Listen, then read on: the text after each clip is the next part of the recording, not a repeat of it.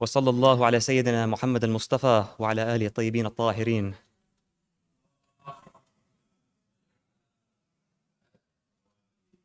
Assalamu alaikum wa rahmatullahi wa barakatuh.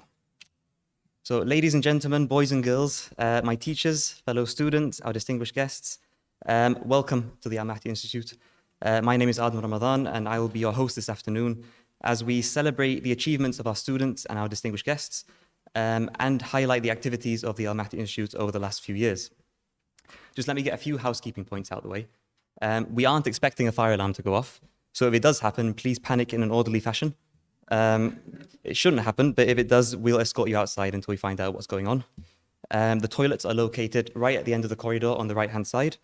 And finally, please make sure that all your phones are switched to silent, because if I lose my train of thought, there'll be a very awkward silence until I figure out what's going on. So it's a particular pleasure to welcome you all here, since this is the first time we've had a graduation here at AMI since COVID turned all of our lives upside down. All of us have been affected in one way or another. So can I request, before we start, that we recite Surah Al-Fatiha, or take a moment's silence for all our loved ones who we've lost over the last few years and who aren't with us today.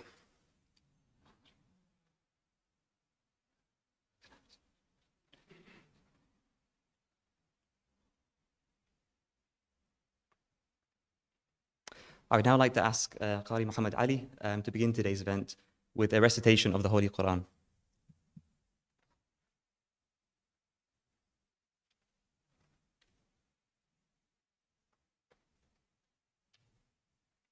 السلام عليكم. صلوات على محمد وآل محمد.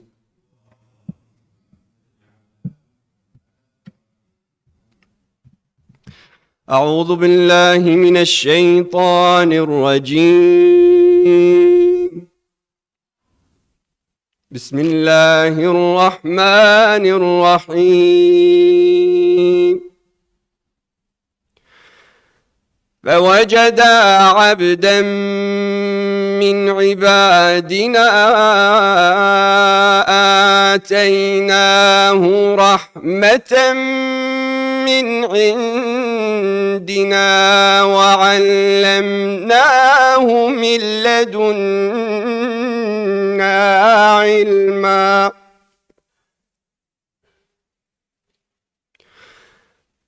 قال له موسى هل أتبعك على أن تعلمني مما علمت رشدا.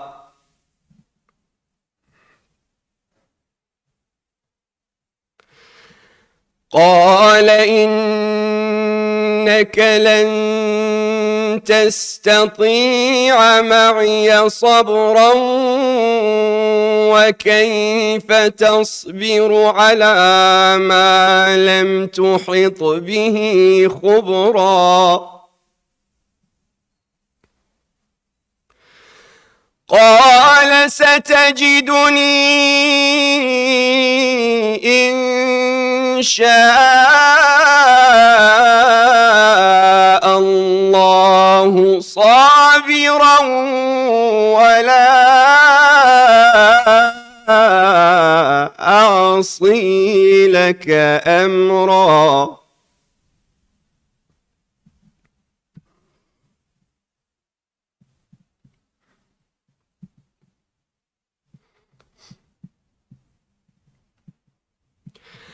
قال فإن اتبعتني فلا تسألني عن شيء حتى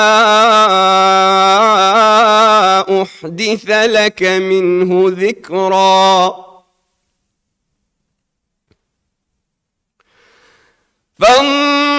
فانطلقا حتى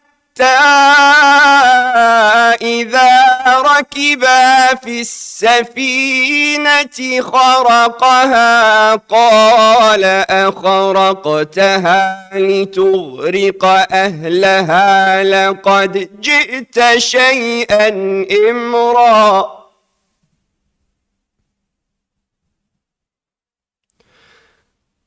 قال ألم أقل إنك لن تستطيع معي صبرا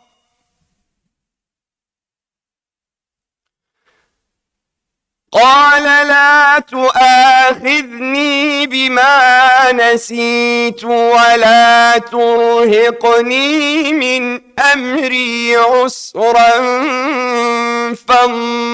فانطلقا حتى إذا لقيا غلاما فقتله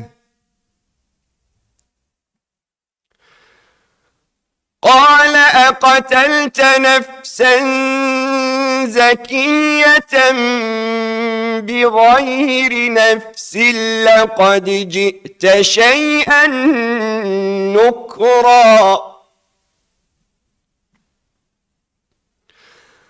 قال ألم أقل لك إنك لن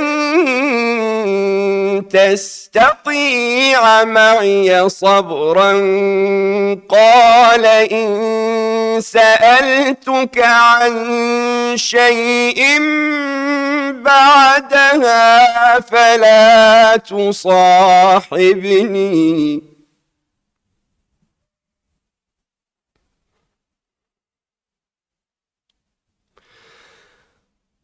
قال إن سألتك عن شيء بعدها فلا تصاحبني قد بلغت من لدني عذرا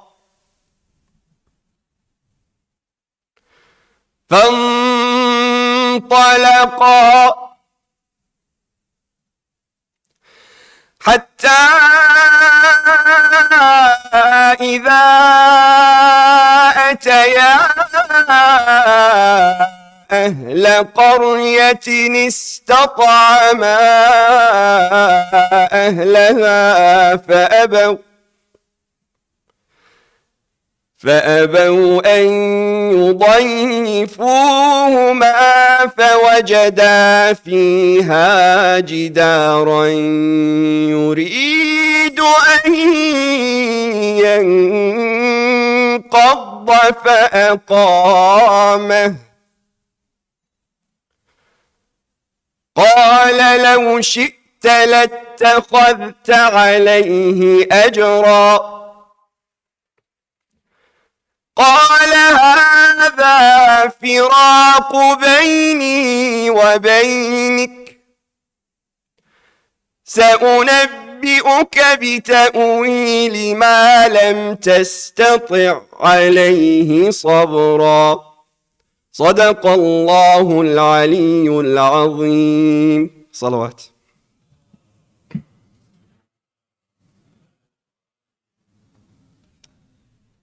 Ahsantum. Thank you, Qari Muhammad, for that beautiful recitation. Although COVID restricted us to our homes, the work of AMI hasn't slowed down. In addition to the continued development and provision of the Hawza program, which you'll hear about later, we have also made great strides in other areas of our focus. We have continued to promote cutting-edge research, primarily through our annual fiqh workshops, which bring academics and scholars together to present research on a different legal theme each year. I can also tell you today that in addition to our annual fiqh workshops, we will also be introducing annual workshops and conferences on different themes of Quranic studies, theology and philosophy, intra-Muslim studies, and ethics. So do keep your eyes peeled on that. AMI Press published the first in its series of the collected writings of Allama Hilli, Clearing the Soul for Paradise, translated by Professor Yari Kakoa at the University of Yavskala. It has also published the proceedings from our annual fiqh workshops held in 2019 and 2020, which feature contributions from scholars and academics from around the UK and the world, including many of AMI's own faculty. AMI's faculty have also contributed to research activities at other academic conferences around the UK and have published their research in books and in journal articles in several distinguished publications. Many of our faculty have also spoken at community events to help disseminate their work and research to a broader audience. Our Center for Intra-Muslim Studies has continued its pioneering work on building bridges between Sunnis and Shias on a scholarly and a community level. The Interreligious Symposium has held several meetings in which we bring scholars and academics from the three Abrahamic religions together to learn from each other about our similarities and our differences. The Center for Decree and Doctrines and the International Center for Collective Ijtihad have both published several statements on legal and theological issues affecting the everyday lives of Muslims in the present day. These are just to mention some of the activities that have taken place over the last few years. And now I would like to call to the podium the driving force behind AMI, Sheikh Arif Abdul Hussein.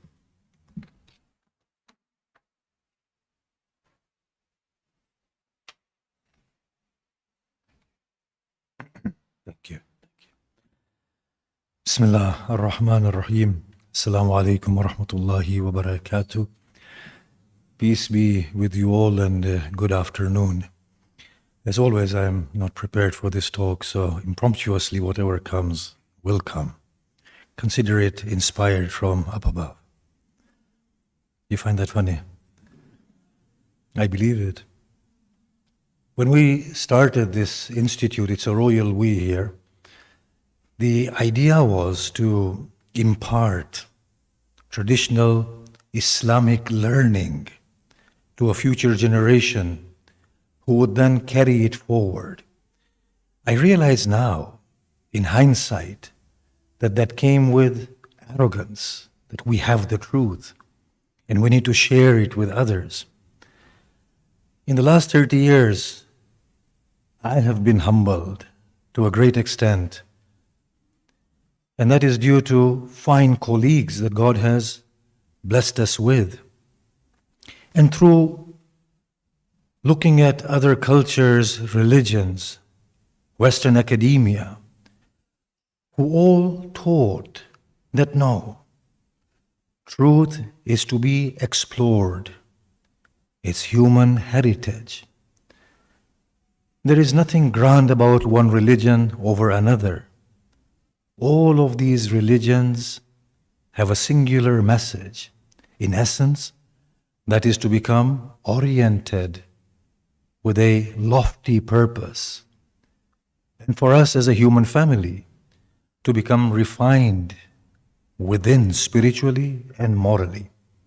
And at the same time, the religions encourage humanity to accomplish their intellectual journeys.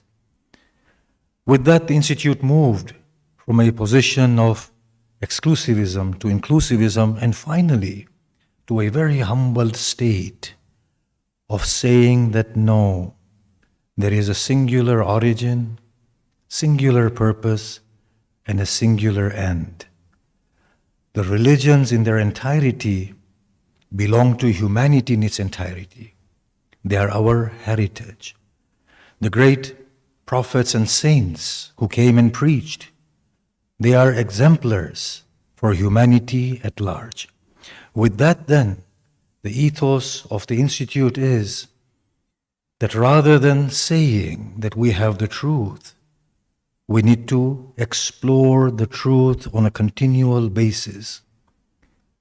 God may be one, but the human context is one with variety. It is always evolving. It is always discovering its own self. With that then, the Institute moved away from a strict traditional model to which we are still true in terms of teaching the traditional texts, but from a strict traditional model to a more nuanced model, where we can see a variety of methodologies converging, be they through the Muslim endeavors of the Sunnis and the Shias, or the religious endeavors of the religious community, or be they secular endeavors. All of that with an aim of trying to understand how, as a human community, we can add to the growth process. Every one of us has a unique share of God's truth and light. Until and unless we come together, we cannot expect to grow as humanity. Now, the institutions are not made by mere visions. They require people who have belief in what they do, who have stubborn resolve and confidence in themselves. Al-Mahdi has been blessed in that way, and we cannot thank God enough. From its patrons to the trustees, faculty, administrative staff, and students, all of these people equally have made the Institute into what it has become today. It is primarily this inner being, resolve, commitment that I feel is what God looks at and grants success. I will now obviously give my advice to the young graduates that we see before us, that the Institute has not only taught or tried to impart with fidelity the tradition of the Shia Islam, but also tried to expose or give you exposure to different methods of how to understand the same texts. Together with that, it has also encouraged you to look at things in a variety of differing ways, so that when you emerge as scholars, you do so with a very wholesome outlook and an understanding. But as you graduate, there is a great burden of responsibility that is placed upon your shoulders. And that is to move our human family forward. Contribute meaningfully, humbly. Our God is the most beautiful God. Those who deny Him merely deny the God of the theologians, because we have not represented that beautiful, untarnished light as He is in His own self. Our God has no color, yet He is the colorful one. He has no religion, yet all religions are means to Him. With that sort of a broad understanding, open hearts, humble attitude, learn from humanity, be one with humanity, contribute meaningfully to humanity. You come from an Islamic background. Others come from different backgrounds. In essence, it's the same truth being explored from a variety of ways. With this then, I will leave us with what I believe Rumi has said, that there were a few people confined to a dark room. There was an object in that room, and they were told to examine the object. Without the aid of sight, the only thing they could do was to feel the object. One said it's a pillar. Another one said it's a fan. Third one said it's a hose. Fourth one said it's a broom. Till here, there is no problem. But when they exclusively claim that what they have understood is the truth, then arises the problem. Then they fight against each other, not knowing that they have examined the same thing from different perspectives. Rumi said that had they all been carrying a candle, they would have realized that the hose is a part of the elephant. The other is a leg, then there's a tail. In fact, what each one of us understood is a part of a greater truth, a greater whole. I do not say carry candles, but what I do say is have an attitude of no finality. What we know is true at this point may not be true tomorrow. The human condition is one of growth and evolution. When all of us put our perspectives together, And even then, we will not discover the object in the room. We will say, we are one step closer, maybe. I'd like to finish with this particular thought that the Quran does say to the Muslims, engage with your fellow Christians and Jews, discuss about God in an appropriate manner, dispel the false notions of God. But the Quran has never given Muslims the privilege of knowing what God is. So it has humbled the Muslims as well. At most, engage with each other to dispel the false notion of God, of human purpose, of eschatology. But at the same time, know well that you yourselves do not know what the truth is. It's in the process of being found, realized, and explored. May Allah be with you, be by your side, assist you in all your endeavors, and may at least I live to see you contributing meaningfully beyond what you have already contributed. I thank you all for attending today. I thank the members of Al-Mahdi Institute, and I thank more than all our beloved God, and seek his salutations upon his beloved Prophet, the brothers of our beloved prophets who have gone before him, the great Abraham, Moses, Jesus, those that we remember and those that we don't, and the progeny of our blessed Prophet. Wassalamu alaikum wa rahmatullahi wa barakatuh.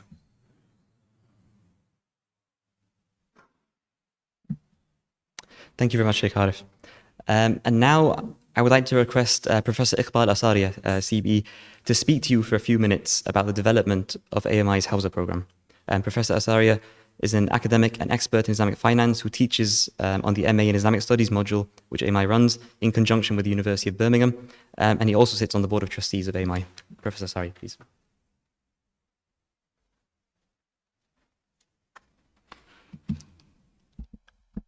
أعوذ بالله من الشيطان الرجيم بسم الله الرحمن الرحيم رب اشرح لي صدري ويسر لي أمري واحلل عقدة من لساني يفقهوا قولي. My sisters, brothers, distinguished guests, scholars, faculty members, Assalamu alaikum wa rahmatullah.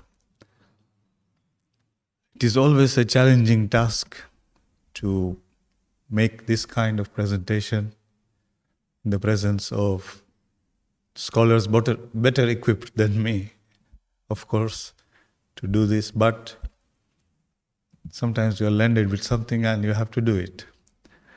So I like to start with what I think is or can become a motto of the Al-Mahdi Institute. There is a Farsi saying, and correct me, Dr. Kadiwar, if my Farsi is not correct enough, कि खुशबख्त आन कसी कि कुरखर उमद आव उला craft बिचारे आन कसी के गिरफ्तार अक्ल शुद. So essentially it says that the lucky person is the one who came to this world as a baby donkey and left the world as a donkey. He didn't have any worries about anything. Life was smooth and straightforward. Bichare an kasi ke giraftar aql shud. The problem comes for these unfortunate people who have been blessed with a brain.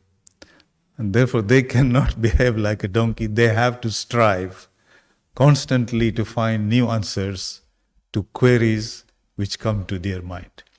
And I think this symbolizes the ethos of Al-Mahdi from its core. It's a group of people who always think outside the box, sometimes very successfully, sometimes controversially, sometimes all kinds of things can happen. But without that effort, you cannot move on. So one of the things which has happened over the years, and as you know that Al-Mahdi was established in 1993, which is now 29 years on, getting on to 30 years in that small place in Mosley. And now we are here. You can see this building and the premises. Alhamdulillah, with the grace of God, 2 months ago, we were able to pay the last installment on the building. So the building is ours. We have only now to look for operating costs. So it has been developing a program, always having this feeling inside our hearts that we need traditional learning, but we need traditional learning in a contemporary setting. Because people outside the traditional seminaries are not quite equipped to do that. The second thing is that not everybody has got 20 or 30 years to spend in a traditional seminary to learn that knowledge. People want to dabble into it and then move as much as they can. So in that context, we did embark upon delivering some of the Hausa programs online some time ago, even before the pandemic, so that people from all over the world could participate into these programs. My own introduction to these things came from some of my friends who had joined the programs, and they were so impressed. And I said, I didn't know that somebody like you could study X, Y, Z at Al-Mahdi. He said, no, it's very good. You must encourage it. And so, whilst a lot of problems came with the COVID pandemic, a lot of opportunities also came. We were forced to develop our online Hausa program at full speed so that despite not having face-to-face meetings, we could continue. And so the Hausa on Demand has evolved to encompass that. We have now students from all over the world, and we have now developed a modular structure where people right from laymen to quite advanced students can take bits and pieces as they like, build up credits, and then after 4 years become fully qualified from the Al-Mahdi Institute in what we call the Hausa program. If they still have stamina and appetite, they can do a couple of modules and a dissertation at the University of Birmingham and get an accredited master's degree. We are working now to see if we can develop that further to enable students who want to do their doctoral studies as well, so that we have a full program there. Concurrently, this is my own pet horse, if you like, in the Al-Mahdi Institute. I've been saying that we cannot restrict our teaching to only traditional Hausa programs. We need to bring some contemporary subjects. So we hope, inshallah, soon to introduce 2 modules. One will be on ethics, faith, and economics, to see how these 3 relate. Especially all of us now are aware of the financial crisis the globe is facing, part of the ethical vacuum in that. So we want to fill that with a proper module. So our students and our people who interact with us are equipped to deal with these queries as they come. The second one is a module on Muslims and Europe, past, present, and future. As we can see, this is a very current topic in all European countries. And we need to take a stock of what was the history. There are very, very positive aspects in history, interaction between Muslims and Europe. There are very negative aspects there. And it is for us to build a future which is positive rather than negative. So inshallah, this module. The third thing, as Shagarif said, although we started off very much as looking at Shia knowledge, we have come to realize that that is not the only way to go. we have to look at all other fiqhs like Hanafi fiqh, Shafi fiqh, Maliki fiqh, and bring them in to see how we can enrich the study for each other. So we are introducing quite serious modules on fiqh, on Sunni fiqh, on comparative fiqh, and so on. And Dr. Ramadan is here. You can talk to him also whenever you have chance to see how this is going. On top of that, we have developed research seminars, workshops, specialist seminars on exploring issues and getting some kind of a academic or even intellectual consensus on issues which are controversial, which create problems, which need to be changed in many ways. Last 2 days, we have been having, for example, a workshop on the institution of marriage in Islam. And we have debated things which you will never imagine that we would debate, but we have. And we have tried to figure out what are the best positions to take today, what are things which have become outdated, and how to approach that from a proper and solid perspective. Lastly, we also have over the years honored some of the people whom we feel have made great contributions to Muslim societies. So in previous years, we have honored people like Dr. Answi, who is the founder of the medical aid for Palestinians and so on. And today, we'll be honoring 2 other people, which we will introduce soon, just to make sure that we are in touch with what is happening in the community and recognize people who are contributing to the community. Finally, come to the main point. As a person who is involved in teaching finance, appealing for finance is the main job of such a person, as you know. As we said, the building is now ours, free of any borrowing. But our budget for running all these research activities is blowing up and up because the research is expensive. You can see from the publications and so on. We are also hoping to host 4 or 5 visiting scholars, distinguished visiting scholars from different parts of the world to come and spend time with us, so that our students, our faculty, our other members can benefit from their presence, inshallah. So for that, I always like to reiterate this very, very beautiful anecdote from the times of the Mughal Emperor Akbar. As all of us say that we love Al-Mahdi Institute, we love Al-Mahdi Institute, we say, fine, let us see how much you love Al-Mahdi Institute. So Akbar used to say, my people love me. So his finance minister, Birbal, one told him, I'm not so sure about your conviction. So what do you mean? I'm sure. He said, okay, let us put a test.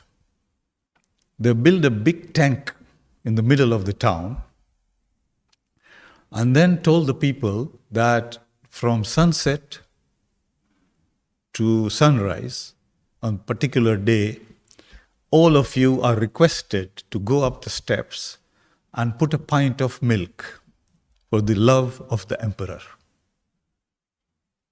Okay? Sunset came, people started going up. Sunrise came, Akbar was very excited. He took his finance minister and said, let's go and see how much milk we have connected. When they see to the tank, it's full of water.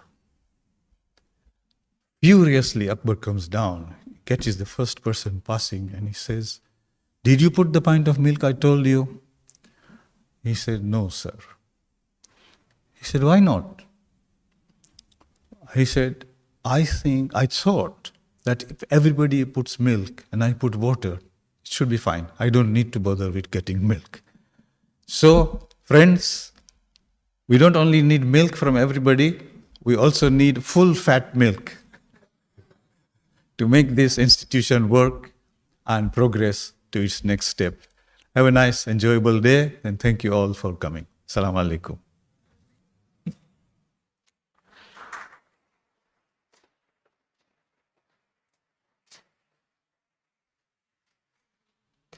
Thank you very much, Professor Asaria.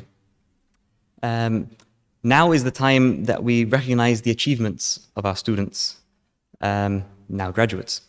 So please can I request Sheikh Arif to join me up here to present the awards. It's a real personal honor for me to introduce the graduates being celebrated here today, as not only are they all excellent students who have been models for me to look up to and learn from during my own journey as a student here at AMI, but every single one of them is also a dear, dear friend. Having witnessed the journey the graduates have taken over the last 4 years, I know that there have been a lot of sleepless nights, a lot of stress, and a lot of tears. But there's been an equal amount of joy, laughter, and tears of happiness. So, the first of our graduates today is Sheikh Ahmed Kauri. Ahmed studied computing and IT as an undergraduate and went on to complete an MBA and build a successful career in the education and financial sectors before joining AMI as an online student, which he amazingly completed full-time alongside his full-time job and as the father of 2 young girls. He is currently completing his Master's in Islamic Studies at the University of Birmingham, where his research interests fall at the intersection of philosophy, Islamic law, and Quranic studies. Wrong paper. Ahmed and I were both in the same class together at one point, and I remember many days and nights spent together trying to figure out what had been discussed in class that day. Anyone who knows him will know his passion for Islamic studies and how motivating it is to be around him. So it's my great pleasure. Can we please congratulate Sheikh Ahmed with a round of applause?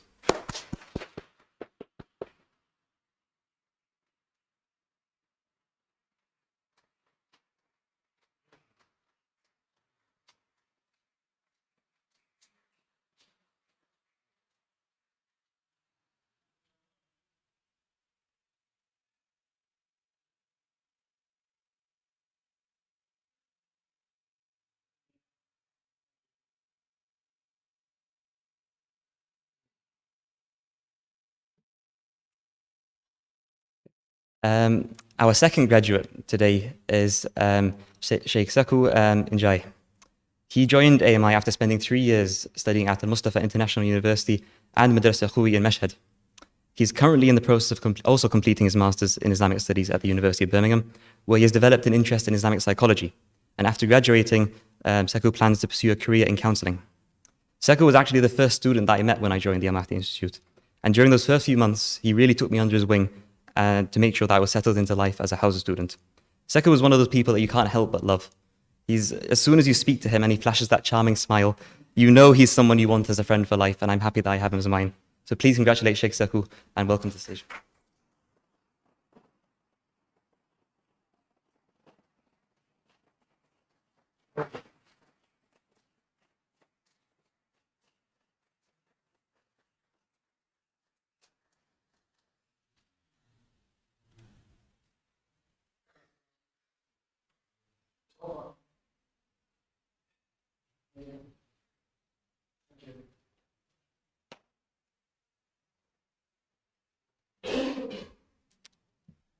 Our third graduate of today is Sayyida Dr. Munzila Reza. She's a qualified doctor and a mother of 2 boys, and she joined AMI as a full-time online student and is currently finishing up her Master's in Islamic Studies as well at the University of Birmingham, where she has developed a research interest in medieval Islamic thought. She's also the founder of Islamic case-based learning, an innovative way of delivering Islamic education using the popular case methodology approach. You can tell Munzila was a doctor because she displays a care and compassion for others that is only found in people who have taken the Hippocratic Oath. This is best demonstrated in how much she does for the community. The Islamic case-based learning methodology that I mentioned is part of her efforts to revolutionize madrasa education and ensure that future generations have the tools to understand their faith. So please, can we welcome Sayyida Dr. Munzila Reza with a round of applause.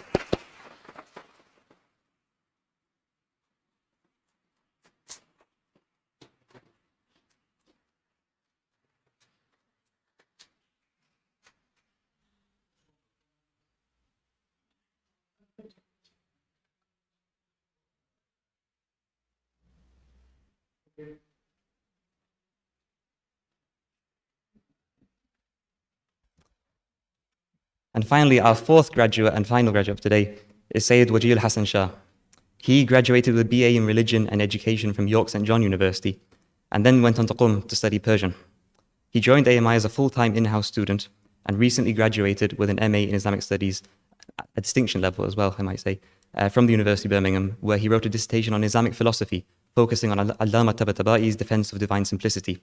Since graduating, he has began working in AMI's research department. Never in my life have I met someone as determined as Waji. When I first joined the Hawza, Waji was in the year above me, and he was this mysterious figure who only ever came out of his room for class.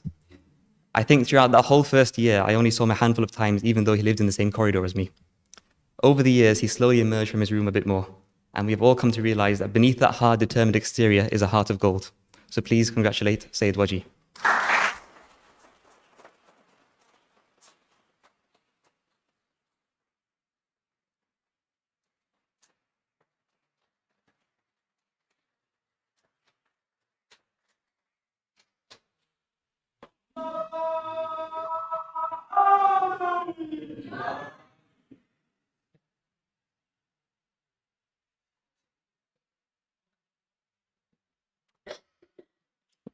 I'd now like to ask Sayyid Waji and Sayyida Dr. Munzila to say a few words. Waji, I'll let you have you first. Sallu ala Muhammad wa ali Muhammad.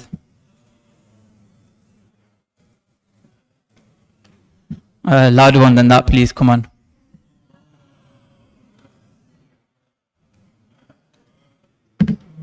So my speech, unlike Sheikh Arif's, has been planned, but it's still from up above. أعوذ بالله من الشيطان الرجيم بسم الله الرحمن الرحيم يرفع الله الذين آمنوا منكم والذين أوتوا العلم درجات والله بما تعملون خبير. صلوات. Assalamu alaikum jami'an wa rahmatullahi wa barakatuh. So the Quran here states in regard to the pursuit of knowledge that Allah subhanahu wa ta'ala will elevate those of you who are faithful and elevate those who have been gifted with knowledge in rank, and Allah is all aware of what you do. And thus began my Hawza desire, the pursuit of knowledge.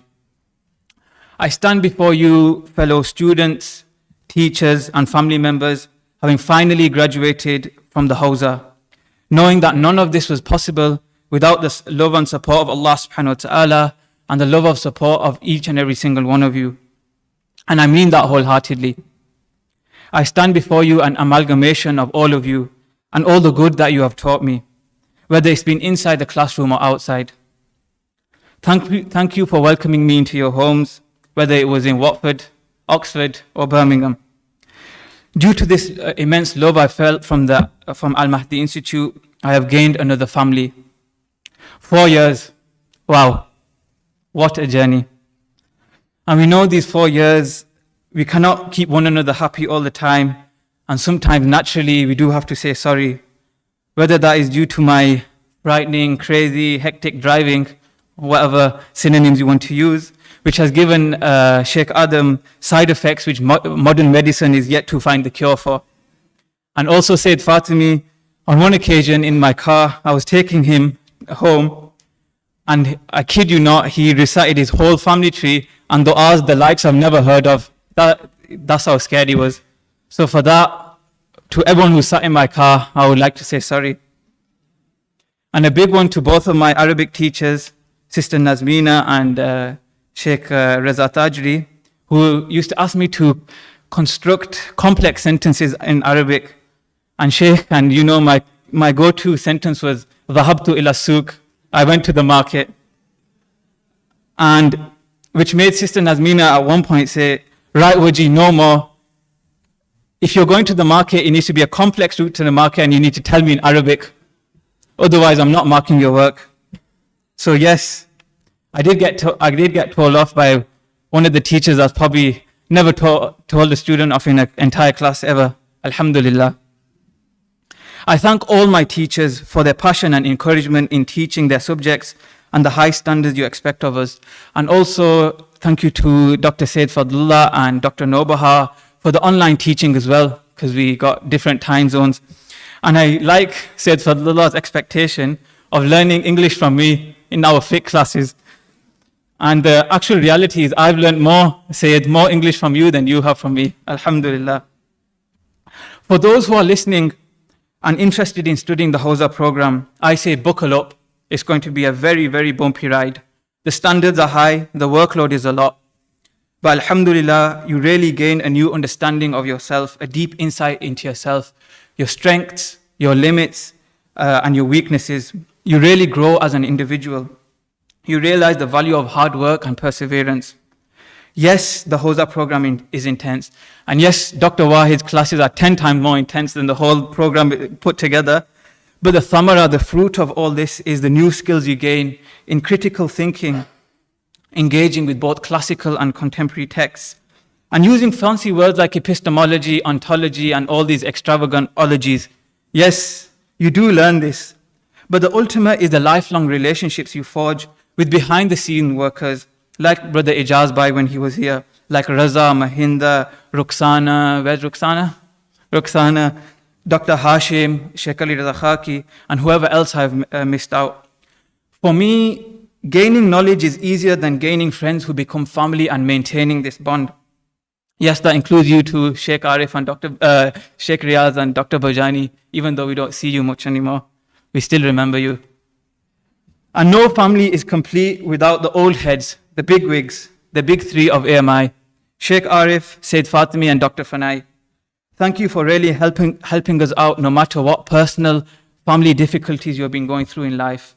There is no body without the soul. You three with Sayyid Muhakkik and Sheikh Mahmood are really the soul of this place. And a unique thank you, I don't think he's here yet, to Sheikh Mateen Noori for his selflessness and commitment, doing mubahatha with us, teaching us Farsi and Tajweed and so on. So I think he's watching this in his bus. So thank you, Sheikh Mateen. I'll see you when you get here. And last but not least, I thank all the funders for everything they have done. May Allah subhanahu wa ta'ala bless you and all your marhumeen and all your future generations. Please can we recite a loud salawat for them, because what they have done for us, only and only Allah subhanahu wa ta'ala can recompense them. Allahumma salli ala Muhammad wa ali Muhammad. I end on this note and the ultimate AMI message. Whatever you do, anything, do it for Allah subhanahu wa ta'ala. From your favorite student, Wajil Hassan Shah. Walhamdulillahi Rabbil Alameen.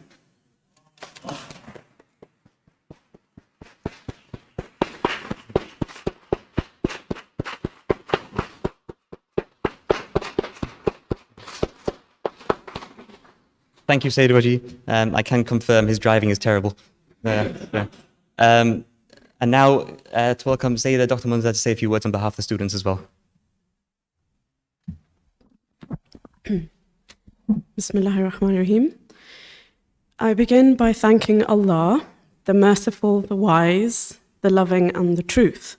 It is with a mixture of overwhelming joy and perhaps a little regret that I look back at my years here at Al-Mahdi. Joy for the transformative journey and regret for not having done more. Oh my God. I thought I would last at least to the end.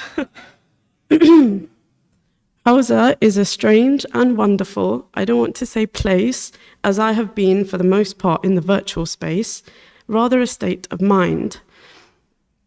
There is immense growth and change as the mind and heart expands.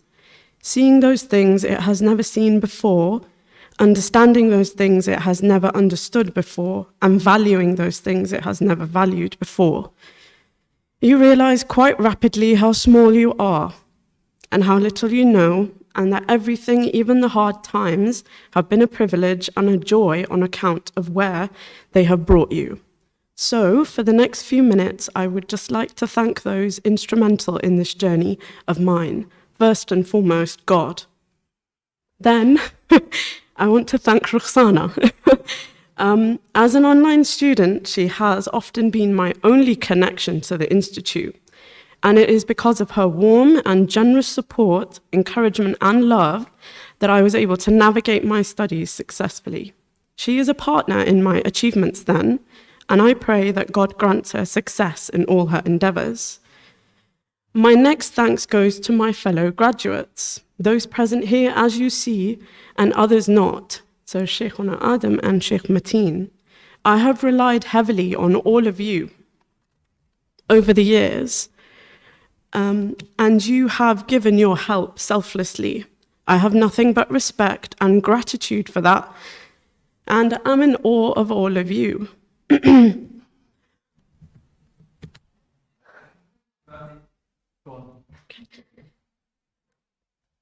So I can't cry and talk at the same time.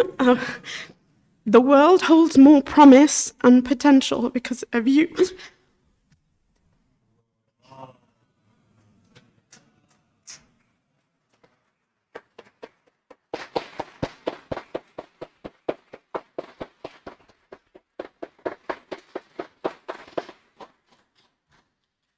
The world holds more promise and potential for having you in it, and I pray that you actualize that potential.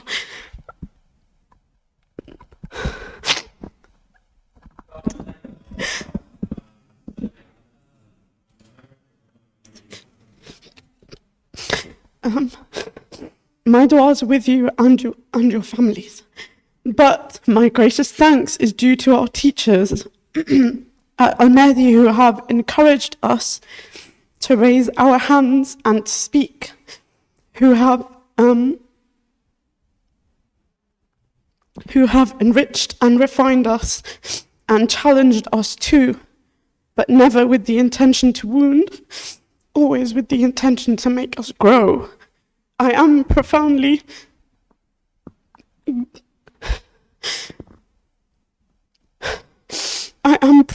grateful that my path has intersected all of your paths, that I have come to know you and had the honor of being guided by you, of being taught by you. With that realization, however, comes another. Knowledge is a debt, one which cannot be repaid and which sits very heavily on the shoulders. So how can we thank you for all that you have done for us? In truth, we cannot. That is something that lies with God. But we can do the next best thing. We can give you the gift of a sincere dua. So, we, your students, would like to give you, our honorable teachers, those present and not, the gift of a sincere dua, one that will always follow you, always. So, we would pray and wish for you to be the recipients of a unique and singular knowledge from the many hidden treasures of God.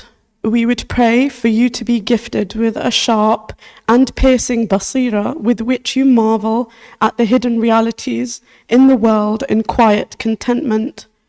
And should you ever happen to find yourselves in a moment of difficulty or darkness, then may He steady your hand, calm your heart, infuse you with the strength, His strength, to do what needs to be done with grace and patience. May He light your way with the brightest light, just as you have lit ours. And finally, may He shower His plentiful sustenance, wisdom, mercy, blessings and love on you and all that is yours. Please join me in saying, Ameen, Ya Rabbal Alameen. I would also like to say a few words about Sheikh Arif. I found this a little tricky because he's hard to pin down on paper. Probably from the first time I heard you speak, about 15 or so years ago, your manner of speech and of course what you were saying created a haraka in me. I became restless and anxious, but calm and peaceful too, all in equal, confusing, conflicting measure. I still feel the same sometimes, anxious and restless, but the confusion has gone. There is an aim now, there is a goal, with some knowledge, although limited on how to get there. You and Al-Mahdi have not played a small role in that realization. You have played a significant one. For that and much more that I cannot give expression to, I thank you, Sheikh. May God bless you always. Finally, I would like to take this opportunity to thank my family, my husband and my 2 sons, my greatest teachers, and my parents who are present here today. They have gracefully navigated my nomadic learning style and nature. How is it you can thank two individuals so wholly invested in your growth, protection, and cultivation? I am what I am because of you, and you are my greatest teachers. If you could all join me in a little prayer for my parents and all of our parents, actually, that may God give you strength of body, mind, spirit, and heart, and may you always serve the Ahl al-Bayt. With that, I thank you for your attention. Apologize for the breakdown. And it's a beautiful day. I hope you enjoy the rest of the program. Wassalamu alaikum wa rahmatullah.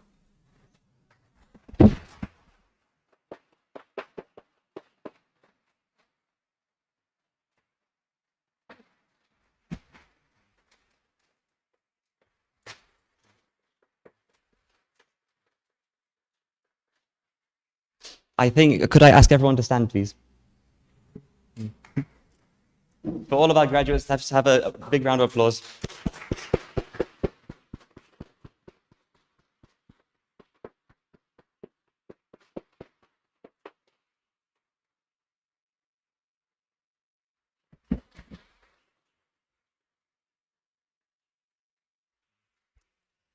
Thank you. You can all sit down now. Thank you, Munt. I think you had us all in tears there. Right. So the next part of today's events is, so every graduation, it's also our pleasure to honor two distinguished guests with awards for excelling in their respective fields that are in line with the outlook of the Al-Mahdi Institute. Today, our first award is the Ayatollah Amini Award for Academic Excellence, which is awarded for outstanding contributions to the study of Islam. This year's recipient, it's my pleasure to say, is Professor Andrew Newman, who holds the personal chair of Islamic Studies in Persian at the University of Edinburgh.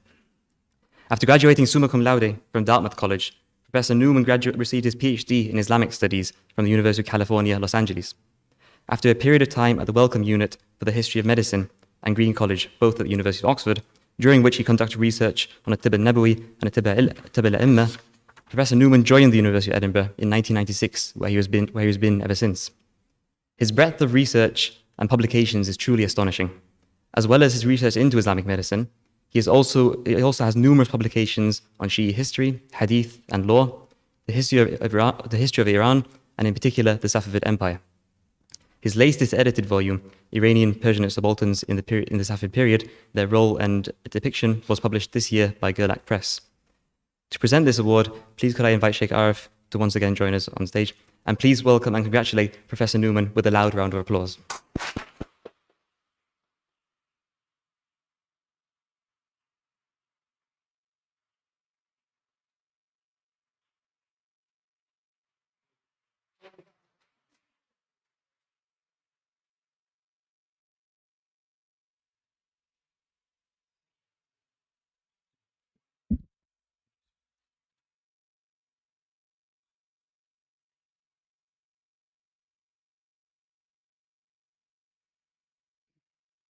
First of all, my apologies for being so late. The trains are repaired, but the staffing apparently is not always in place at the right time. So it's my very great honor to be the recipient of the award. It means very, very much, and possibly more because I'm an outsider to the faith. And therefore, my contributions to academic discussions about the faith are being recognized and being said to the faithful of being some value, some interest. I find that quite remarkable. I don't necessarily think the shoe would be on the other foot, as it were, if we were doing it the other way around. And so in this case, it's all that more pleasurable and honorable to me. I think the honor is all the more important because it's being bestowed on the occasion of this graduation ceremony.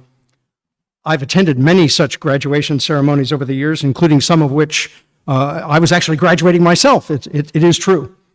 So I know that most of you today, as graduates or friends and family of the graduates, are really thinking much more about that than they are about what the heck I am doing here. And so you should be, really. May I offer my congratulations to both the graduates, but also their guests, their family, and their friends. All of you have worked incredibly hard to get here today and should be rightly proud of the accomplishments of all of you. Okay. Also in attendance will be those academic and non-academic staff who worked with you here at Al-Mahdi to help bring out the very best in their students. And as an academic, may I offer my congratulations to all of them as well. Take a moment for a breath, because the new academic term starts pretty quickly, as I recall. Mine's already getting geared up. On the homepage of its website, Al-Mahdi privileges bridging the gap between traditional Islamic seminary and modern academia. And elsewhere there on the website, Al-Mahdi expands on this to talk about assimilating 12 or seminary scholarship with modern approaches to the study of Islam, leaving students well-equipped to contribute meaningfully in both academic circles and grassroots communities. Through our long-term commitment, the website continues to dialogue with Muslims and non-Muslims alike. AMI's activities provide a platform for diverse religious voices to learn from each other. End of the quote. The more I study the faith, its history and traditions, the more I am convinced that in fact the Twelver faith has always valued such critical engagements with beliefs and ideas, with a view to understanding how the faith's key tenets relate to the contemporary world, whatever contemporary might mean. As such, the faith offers and values a living, breathing, dynamic framework for the faith and the faithful. It doesn't push away, it doesn't retreat from, or ignore the complex and challenging issues of the day, whatever day that might be. Such a vision is all more important today, I think, and here. This is an epoch when, it seems to me, both having faith and being actively concerned with the struggle to understand how to put that faith into practice is an extraordinary, that is to say, not a common activity, and perhaps sometimes not even a very popular activity in this to engage, but also, and more importantly, sometimes not an activity even in which to be seen to be engaging. These days, it would seem that more than a little personal courage is required to identify oneself publicly with faith in general, let alone any specific faith, and with any such struggle. In my own teaching, I try to work in a word about the very many but not often noticed or acknowledged commonalities of the Abrahamic faiths. These are many, but they include their followers seeing themselves as here for a short time, as being in a state of waiting and expectation, and in the meantime, as struggling to apply the tenets of their faith to the changing realities about them. This also resounds with that section on the webpage through our long-term commitment to dialogue with Muslims and non-Muslims alike. AMI's activities provide a platform for diverse religious voices to learn from one another. I see in your role as graduates of Al-Mahdi, participating in the undertaking of such dialogue and working to provide such a platform as both reinforcing but also advocating for the legitimacy and validity of faith itself in today's world. This might be done in whatever capacity, directly, but also indirectly, just through living your life. As you engage in such activity, you will experience setbacks, small ones and bigger ones as well. But you have been well served by your time here at Al-Mahdi, and remembering both the faith and the training will serve you well as you confront and move beyond these setbacks. Again, my very best congratulations to you all, the graduates, but yes, also to the body of your family and friends and the staff who served you over the course of your program. Thank you for this wonderful award and for allowing me a time in your day and a time to share a few brief words on this very happy occasion. Congratulations again. Thank you.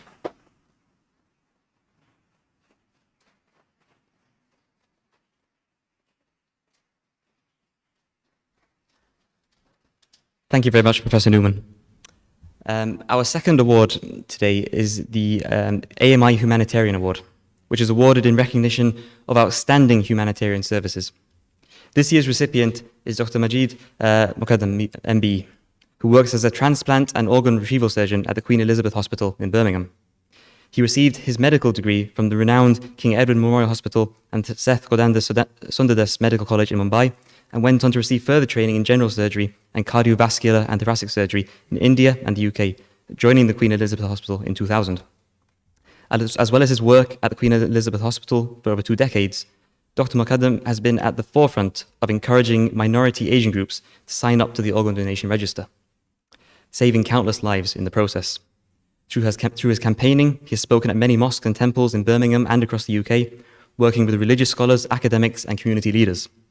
In 2016, he was awarded the Hospital Health Star Award from the ITV show Good Morning Britain. In 2017, he was awarded an MBE in the Queen's Birthday Honours for services to transplantation services. And in 2019, he was honoured by the Indian Society for Heart Failure and Transplantation. Before I invite Dr. Muqaddam up to the stage, please could I request Professor Asari to join us to say a few words in his honour.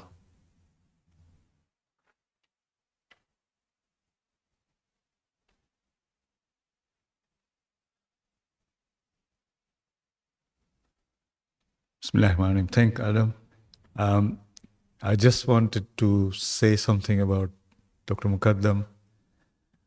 He's one of the most humble and one of the most qualified persons I have ever met.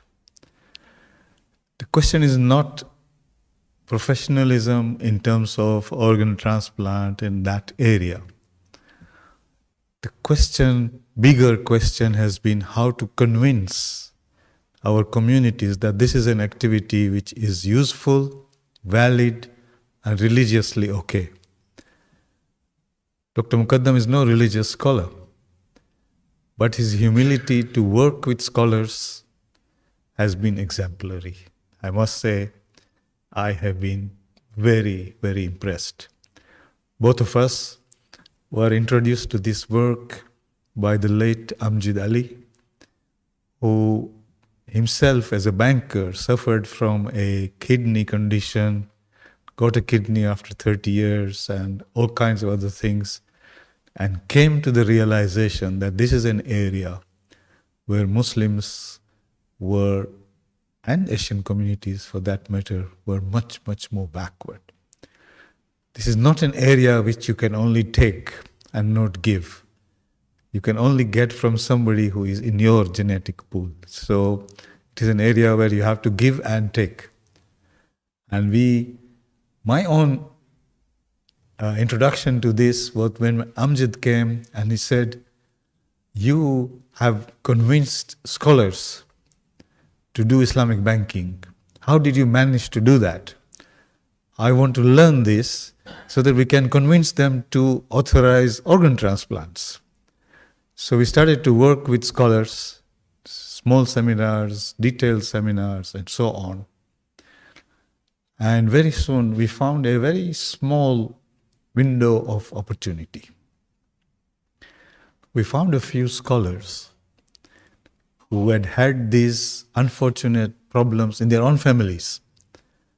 They were much more willing to rethink their traditional ideas than others who had not experienced this.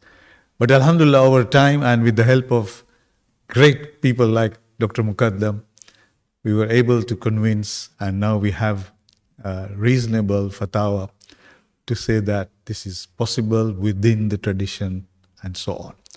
So I would want to extend my personal thanks to Dr. Muqaddam for this really. I remember the first thing he told me when we met first time, he said, when I went to India and they asked me, what are you doing? He said, I'm a transplant surgeon. And they said, no, this is haram, you can't do that. So he started from there, and now he's one of the most respected persons in this field. So thank you very much, Dr. Muqaddam. Please.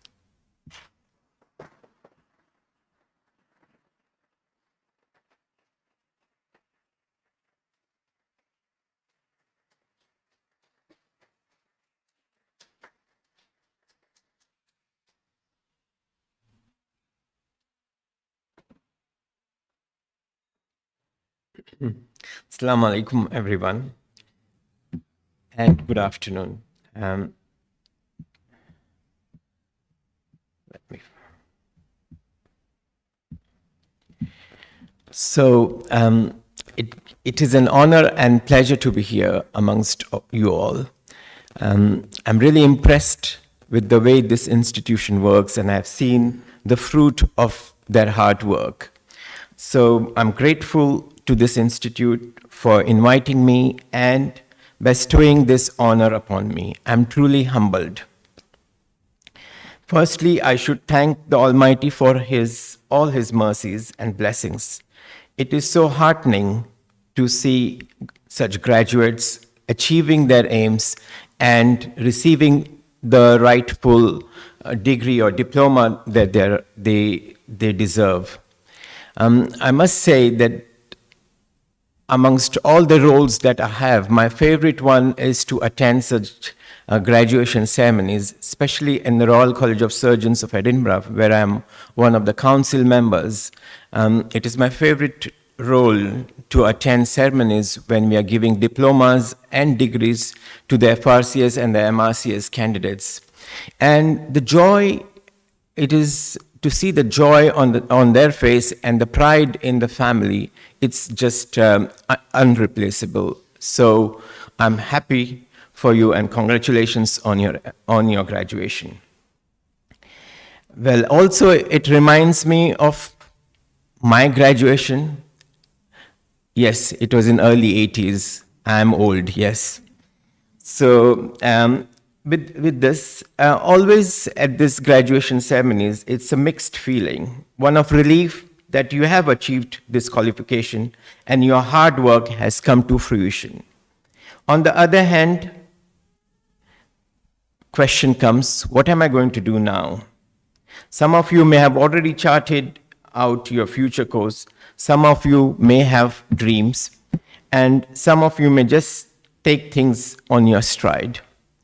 From what I hear, you're such very intelligent graduates today. The way they spoke, I'm sure you have charted your course very well. Whatever you do, you should work hard, be honest, have faith in your abilities, and of course, have iman and trust in Allah Ta'ala. And He is the one who will grant you success. As far as I say, I'm very grateful to Professor Iqbal Asaria Sahab for introducing me and saying so lovely words. As he said, the way I was involved in this work is because one of the imam in Mumbai said, this work that I'm doing is haram. Obviously, if somebody says this, it takes you back. What am I doing in this world? Because whatever I am doing, it is to achieve grace from Allah Ta'ala. And if I am doing something haram, I need to find out. So that's when I met other scholars and learned about this topic of organ donation and transplantation and realized that it is far from haram. In fact, many scholars do consider this as a very generous gift of organ donation, and it is like saving the life of many people. So with that, my journey started long time ago. In this, I'm a heart transplant surgeon. I have seen so many suffering people receive a heart, and also I have seen some people receiving kidney and liver transplant, and the state that they are in, and when they receive the transplant, the transformation in them, and the way when they go back to their family, the society, and they give back to the society. I think if you see that, I doubt anybody will think twice before donating their organs. It is such a humbling experience when patients have their transplant and come back in the clinic, 5 years down the line, 10 years, I can now see my grandchildren growing. I could see my daughter getting married. I never imagined that would happen. So this is what organ transplantation helps to achieve. So without, as Professor Asaria once mentioned to me, you have trying to manage our Muslim brothers and sisters to part with their bits. So that, I said, well, I don't know whether I have succeeded, but I just hope and pray that these efforts work and many people benefit in the future from this transplantation and organ donation. I would like to say that this institute has done some ethical workshops in the past, and having discussion on this subject of organ donation and transplantation in Islam is very healthy, and it does create more awareness. So I would encourage you to keep on working in this direction and working on the ethical topics that you have been doing. And I wish you all the very best for future. And thank you very much for bestowing this honor upon me. And I hope I am able to carry out your work, this work, and further pay credit to the faith that you have bestowed upon me. Thank you, and I thank Allah Ta'ala for this honor. Thank you.